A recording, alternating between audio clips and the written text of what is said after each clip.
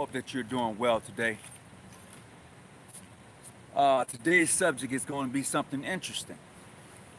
And I say that to say this that a few days ago, I did a segment on what is black masonry or what is, African American masonry, however you want to break that down. So today's topic is going to be what is mainstream Freemason, what is what we would call today white Masons, for lack of a better way of putting it.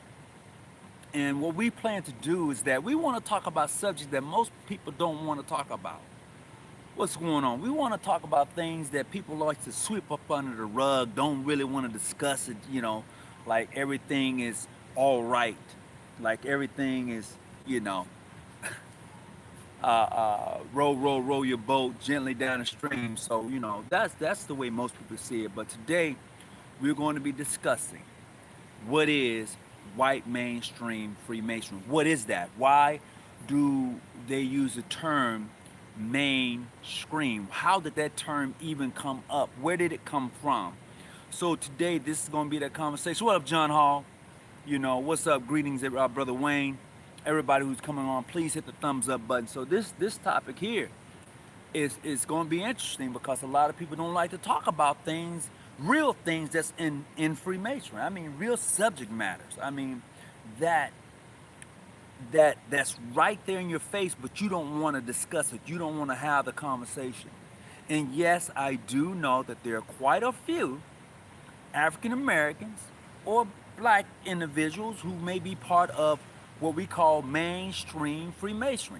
And as a matter of fact, Alpha Lodge out of New Jersey is a predominantly African American lodge that is part of that Grand Lodge, which is cool. I get that. But before long, we all know that when you talked about state Grand Lodges, when you talk about masonry in general, unless you didn't understand the term state Grand Lodges, or Grand Lodges of state, they are considered mainstream Freemasonry. And you may be wanting to know, well, why are they considered mainstream Freemason? Why are they considered that? Well, not long ago, a brother from Prince Hall Grand Lodge, Brother Walker, I believe he's passed away some years ago, but he was the guy that termed mainstream Freemasonry. So it was during the time of when they were trying to have this amity with mainstream state Grand Lodges and Prince Hall state Grand Lodges. So they termed it mainstream. Okay, that was to distinguish who was who, I guess, in their amenities and their situation, because the way it goes, it seemed as if, based upon what I've read, PHA in their Grand Lodges wanted to be on the same equal footing as state Grand Lodges, so it was named mainstream Grand Lodges and state Grand Lodges, and Prince Hall state Grand Lodges, which would put them somewhat equal in the name in regards to how they're using it. Okay? If somebody don't believe me and they think I'm giving misinformation, please hit me up. Let me know. But this is based upon what I know right now, okay? Auto correct. Okay. So as we get into this conversation, you should know, if you're not a Mason or looking to be a Mason, when people say mainstream Freemasonry, they're referring to predominantly white Grand Lodges, state Grand Lodges. Every Grand Lodge of state is named after the state. California's Grand Lodge, Grand Lodge of California, the Grand Lodge of Tennessee, the Grand Lodge of Massachusetts. Those are state Grand Lodges. See, they took the whole name of the state. That's how their Grand Lodges is named. Unlike African American Grand Lodges, be it International, PHA, PHO, John G. Jones, those Grand Lodges have a individual name before it, and then the Grand Lodge, and then there's the state afterwards. But when you're talking predominantly white Grand Lodges, it is the Grand Lodge of State. They are the biggest, period. Let's have some understanding. And their membership exceeds that of African American Grand Lodges across the board. Not only that, their membership holds individuals, or individuals may be part of their membership who may be congressmen, senators, and those type of individuals. Let's just be honest. They actually wield power. They do. Let's just be honest with it. Where are you? That's a nice tree. I appreciate that. Yeah, I'm out back, man, just having a good time. Uh, but anyway, so when you think of mainstream Freemasonry, that's them boys, okay? In the predominantly white Grand Lodges, and I say this again, they do have other individuals of ethnicity in their Grand Lodges, be it Hispanic, Black, Mexican, however you want to label, they are a part, but they're not the dominant individuals in that Grand Lodge. Okay, they're not dominant. As I said before, Alpha Lodge out of New Jersey is a predominant. To those, before I go any further, to those individuals who are in the storm eye, be it Florida up that East Coast, look, our prayers go out to you. I don't know the situation right now, but I just got a phone call from a brother in that area. He was telling me that they were safe, so I had to take their call. And to my brothers there, I hope everything is well. Please, I pray that things are well for you, your members, your families, okay? Let's not forget that. All right, and with that being said, as I was saying earlier regarding the various individuals who may be part of this body of mainstream Freemasonry, they are predominantly white. And as I said before, they wield the power. You may be saying, well, what do you mean they wield the power? Let's have an understanding. If most 90%, let's say we're gonna go 98% of your congressmen, senators, aldermen, council members, police officers, judges, lawyers, doctors, any one of them that are Masons, 90% of them are part of mainstream Grand Lodge. 90%. Barbers, car dealers, dealership owners, yes, they wield the power. They wield the power because they have the money. They have people in positions. Okay, let's just be honest with that. Let's not sugarcoat it. And yeah, in some of our African American lodges, there may be a handful, maybe 5 or 6 individuals, depends on where you at, that may have some authority in some type of way, fashion, or form. But let's just be honest. When you talk about mainstream Freemasonry, you're talking about a jurisdiction and it probably have over anywhere from 30 to 40,000 members in one state. It could be more or less because everybody's losing membership. Let's just be honest with that. Be it from the south all the way up to the east, or be it west of the Mississippi. That's just how it is. And I would tell you, based on my interactions, based on what I know and talking with them, they're more apt to consider you a brother Mason than my own. That's a fact. Now, there are some who may say, nah, and keep it rolling, but I'm talking about the majority of those who are come across in mainstream Freemasonry. They're more apt to look at Masonry in its totality versus in its tribal mode. And when I say tribal, based upon jurisdiction, they look at Masonry in its totality. You a Mason? I am. Oh, brother, pleasure to miss you. My name is such and such. I'm from such and such Grand Lodge. You know, that's how they move. That's how they move. And that is how they're able to do certain things that we are not able to do. Okay? That's the truth. Good morning. Good morning. So when you see that, it's like, wow, okay. And so you have to be able to navigate a system that is really beautiful and large. And the Freemason Eastern Star is a very large system here in the United States. And if you have any idea on how to navigate it, it is beautiful. It is truly a beautiful system. But what we do is we break the system down into tribes. And that's not how it's broken down. It is the afternoon, 2:03. All right, I appreciate that. You know, um, it's morning here in California. It's just a little after 11 here in California. So you saying 2:03? Woo, 2:03, brother. I'll be ready to get off work. But let me get back to this. Everyone hit like that. Y'all appreciate it. Everyone hits the like button. I appreciate it. So when you're dealing within the mainstream free structure, when you're dealing in the mainstream Freemasonry structure, there are a few African American brothers who are a part of that. And I applaud them for making the decision that they made. But let's be honest. Let's have this honest conversation. It was not until the mid 90s, okay?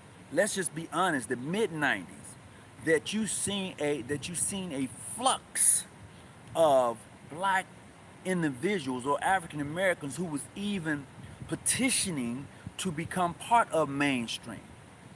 And being here in California, I can tell you that it wasn't until the 90s that I knew of two African Americans that was part of the Grand Lodge of California. Period. One was my church member, and the other ones was from the islands. Period. They were the only two at the time that I know of that was part of the Grand Lodge of California. And we're talking early, mid 90s.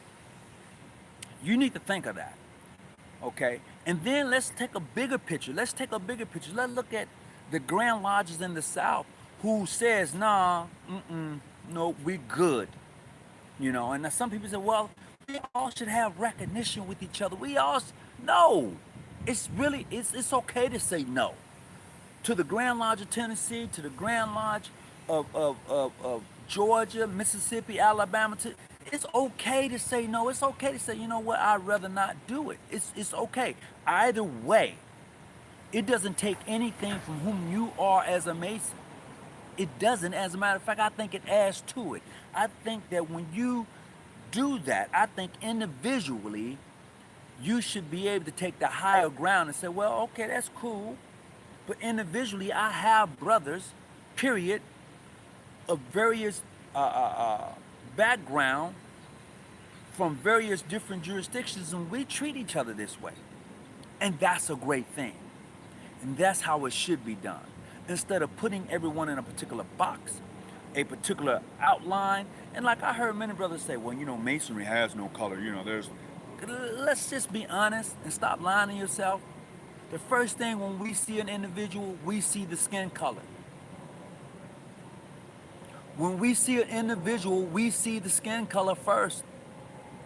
And then based upon that, everything else follows. That's the truth. So for people to walk around talking about they don't see color, you're lying to yourself. Because that's the first thing we see. Not all my African brothers, but to myself, being young, it just was sad and felt more like a gang than a brotherhood, doing this charitable work, promoting faith, etc. So, he said it felt like a gang.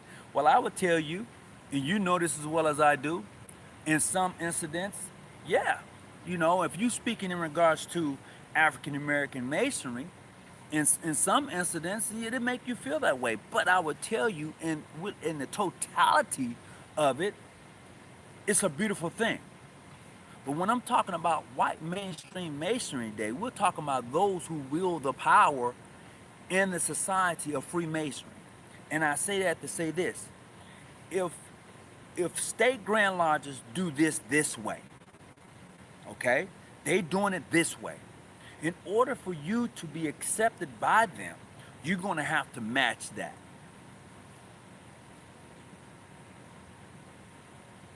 You're going to have to match the numbers. You're going to have to match the money. You're going to have to match that. And I'm not saying When I say match, I'm saying you're going to have to release. If you're going to be in amenity with them, you're going to have to release some of your personal things. Well, how much money is your Grand Lodge pulling in? How many members and how many lodges do you actually have? You're going to have to match that. Okay, and I know that some people say, well, you know what? According to customs, in order to have recognition, the younger Grand Lodge must ask the older Grand Lodge. That's according to customs. Whose customs? Who set that up? Whose custom was it that the youngest Grand Lodge has to ask the oldest Grand Lodge for recognition? Whose custom? Whose customs? And then, based upon that, there are committees set up in regards to that, and they can say yay or nay. But that should not take from who you are. That should not take from what you're trying to do as a Masonic Grand Lodge or jurisdiction. It shouldn't take from that. I believe it should enhance that. You know, you as a Masonic Grand Lodge doesn't need anyone permission or handout or hand up to proceed to be the example of how a Mason or an Eastern Star should carry herself or himself in being part of this great society of Freemasonry. But when you're talking mainstream Freemasonry, we're talking predominantly white Grand Lodges. That's what you're talking about. That's a fact. You can't cut it up no type of way. Okay? But before that, it was just, you know, well, I'm this and I'm that as far as jurisdictional. But like I said, when you're looking at white Freemasonry, you are talking white state Grand Lodge, predominantly white men Grand Lodges, period. Somebody can correct me if I'm wrong, but that's what you're talking. That's what you're saying. And in some cases, someone will flirt their membership. And I don't knock it. Someone say, yeah, you know, we got 40,000 members. We got 50,000, members. How many members you may have? You know, that's the sort of like distinguish, yeah, we the big boys in town. And that's okay. It's okay to do that. But see, here's the difference. You don't service my area. So I'm not pulling from the same pool you're pulling from. So yes, there is a huge difference when you're pulling from different pools of individuals. See, they don't come to your community asking, or you go to them. Most African Americans who chose to go to a predominantly white Grand Lodge or mainstream Grand Lodge walked over there and knocked on the door. And in some cases, let's just be honest, they will tell you, hey, you know what, I think you would probably do better if you go here. If I'm lying, somebody need to tell me, no, that's not true. I'm telling you based upon what I know. Okay, and I'm not saying I'm not putting everybody in a box. I'm just saying based on the information that I know of personally, that as an African American, you go join a white Grand Lodge, they're going to give you the option. They're going to, hey, don't you think you would do better here? It's true, you know. It's true, and I've even done that. Yes, I've even done it. I've had individuals that I know and I work with. Oh, Marcus, you're a Mason, man. I want to join the Mason. I said, brother, I think you would be better if you did this. Now, some of you would say, why would you say that? Look, I say that because I don't want an individual to be in my jurisdiction and feel uncomfortable. I want them to be as comfortable as possible and enjoy the full privilege of being a Mason. That's what I want for the individual. And I'll tell you that. And I have a Filipino brother done the same thing. This brother was driving 60 miles to come to lodge meeting. He did that for like 3 to 4 years. And then he pulled me to the side. He said, Brother Tony, I like being in this lodge. I do. I like the brothers. You know, but this is what I'm looking for. I like to fish. I like to hunt. I like camping. That's what I like doing. And the brothers here don't do those things. So I said, okay, here's what I'll do for you. I know a lodge in your area predominantly Filipino brothers. Let's check them out. He's like, is there a lodge for real? I said, yeah. So once I made that connection with him and got him there, he was like, man, brother, that hey, I want to tell you how much I appreciate you. You know what, the same thing you guys are doing, they're doing, but we like to fish and hunt and then camping and stuff. That's I said, brother, are you okay there? Are you enjoying Freemason, brother Hawkins? I am really enjoying Freemasonry, brother, and I thank you for assisting and aiding me. Whenever I see him, we always grip it up. And that's what it's all about. That's the honest truth. If most of us would be more upfront with what Freemasonry is versus giving everybody this sweet lullaby about what it should be, it would eventually grow to be it. But most of us don't do that. I was at a raising, and I watched how they told this brother about how glamorous and how beautiful Freemasonry was and all the places he can visit and all of that. And for the most part it was true, and for the most part it wasn't true. Because he wasn't welcome wherever he went. He wasn't. You know, he wasn't welcome wherever he went. And that was the truth. But because he was in this particular lodge, he felt that he was. When the real story was he was not. He was not. So walk with me for a minute. Walk with me just for a minute. So as we journey through this thing we call Freemasonry, and we really take a hard look at it, we're going to find some things we like and some things we dislike. The same thing I would say occurs in the order of the Eastern Star. You're going to find some things you like and some things you don't like. It is my hope along the way in this journey that you find a space, that you find a jurisdiction, that you find this journey to be pleasant, that you find this journey to be everything you expected it to be. And when you're able to do that, regardless of your jurisdiction, it's a beautiful thing.